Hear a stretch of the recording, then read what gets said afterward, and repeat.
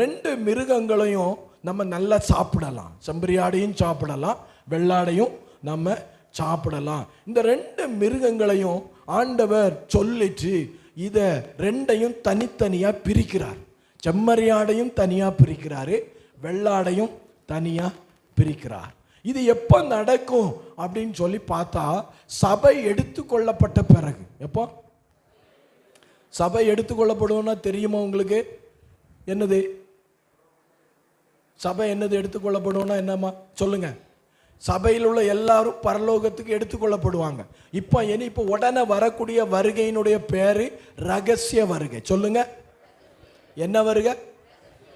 இயேசு எப்படி வருவாரா? திருடனை போல. எப்படி வருவாரா? இரவில. எப்படி வருவாரா? திருடனை போல இரவில வருவாரு. யாரெல்லாம் ஆயத்தமா இருக்கிறார்களோ அவர்களை மட்டும் எடுத்துக்கொண்டு போய்விடுவார்.